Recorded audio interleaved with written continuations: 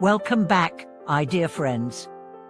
Thank you for joining me again on this journey where we explore not just stories, but the truths that lie behind the pain, the silence, and the tears we often hide from the world. Today, I want to speak directly to those of you who have suffered, who have stumbled, who have felt the weight of the world pressing down on your shoulders. Today's topic may sound heavy, but within its depths lies a light so profound it could shift the very way you experience your life. Have you ever wondered why it seems like people only truly change after they've been hurt? Why is it that advice, no matter how wise, often falls on deaf ears until life hits us hard enough to make us listen? Today, we ask a soul-stirring question. Why is it that pain, not comfort, not logic, not even love is the only thing that truly wakes people up? This isn't just about suffering. It's about awakening. It's about transformation.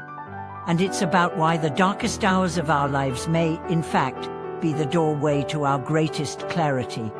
Let me share with you a story. Imagine a man capable, successful, confident.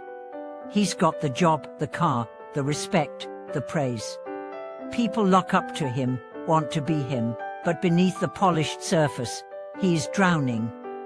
He doesn't know it yet. His days are filled with meetings, deadlines, expectations, and his nights are spent in silent anxiety. He believes he's in control until one day, his body betrays him. A heart attack, out of nowhere. Alone in his office, he collapses. As the world fades around him, one thought echoes, what was all this for? That moment, friends, that sharp, uninvited crash into the fragility of life, that's when his awakening begins. It's not when he got the promotion. It's not when he bought his dream house. It's not even when he married the love of his life. It's when he nearly lost it all. Why is this pattern so common? Because human beings, by nature, are resistant to change. We love comfort. We avoid discomfort. We ignore warning signs. We dismiss the truth when it doesn't fit our plans. But pain doesn't ask for your permission. Pain doesn't wait until you're ready. It enters your life with a force that cannot be denied. And in doing so, it forces your eyes open. People don't wake up because they are told to. They wake up because they are broken open. And this is not an isolated story. We see it in the addict who only decides to quit after losing everything.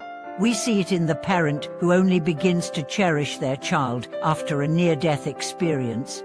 We see it in the person who finally leaves a toxic relationship, not when they realize it's bad, but when the pain of staying becomes greater than the fear of leaving. We don't change when we understand. We change when we can no longer endure. Now, some might say, isn't that tragic? Maybe. But I would argue it's also beautiful, because within every instance of deep suffering lies the seed of a deeper self. Pain strips away illusions. It forces you to confront what truly matters. It takes you to the edge so that you can discover the strength you never knew you had. You see, comfort numbs us. Success can blind us. Clever can deceive us. But pain demands honesty. Pain introduces you to yourself. Let's go back to the man in our story. After surviving his heart attack, he didn't go back to life as usual. He started asking different questions. He no longer measured his worth by how much he achieved, but by how well he loved. He began to call his mother every night just to say goodnight. He stopped yelling at his employees and started listening. He didn't do this because someone gave him a motivational speech. He did it because pain cracked open his heart, and in that brokenness, he finally saw clearly. This is the gift of suffering. It doesn't come wrapped in shiny paper. It doesn't make sense when it arrives. But if you lean into it, if you allow yourself to feel it, to learn from it, it becomes the greatest teacher you will ever have. There's a saying in Tibetan Buddhism, everything is illusion, but pain is real. And it's true. Because when we suffer, We are stripped of the lies we tell ourselves. We are humbled. We are humanized. We are reborn. And here's the thing: most people try to run from pain. We distract ourselves. We numb ourselves with entertainment, with substances, with businessins. We pretend we are fine. We tell ourselves it's just a phase. But the pain doesn't go away. It waits, it whispers, and when ignored long enough, it roars. So what if, instead of running from pain, we sat with it? What if we asked it, "Why are you here?" What if we listened? We might discover that the pain is not our enemy, it's our guide. Think of the caterpillar. It must dissolve into a pile of formless goo inside its cocoon before it can become a butterfly. That process isn't elegant. It's messy, it's painful, but it's necessary.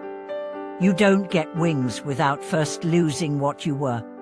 The same is true for us. If you're in a season of suffering right now, don't despair. You are not being punished. You are being reshaped. You are not being destroyed. You are being remade. You are in the cocoon.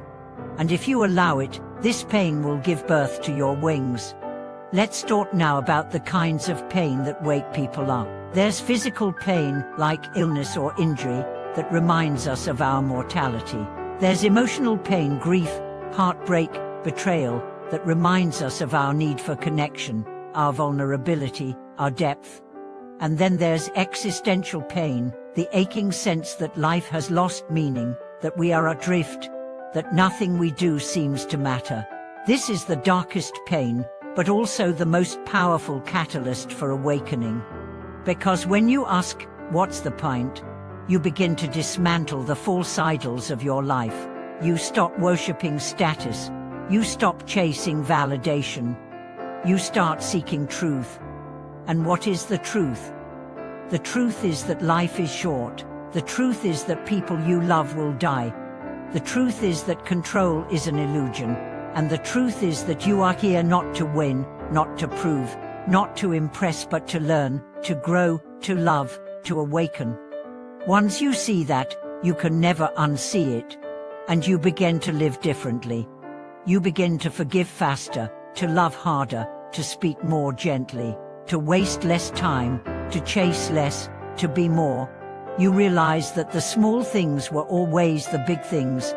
You see, the person who has suffered deeply is often the one who listens most closely, who loves most purely, who lives most fully. Because they've been broken, and in being broken, they've been opened.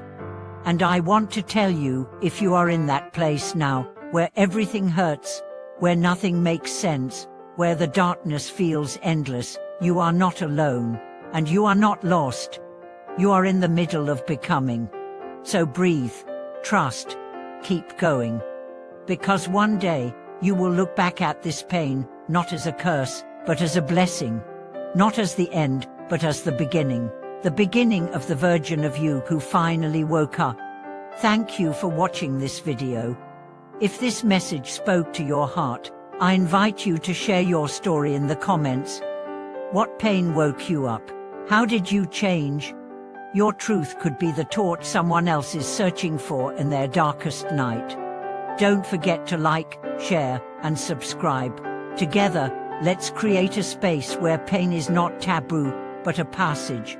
Where brokenness is not weakness, but a path to light. We'll see you in the next video. Until then, stay open, stay brave, and remember, every pain carries a message. It's up to you to listen.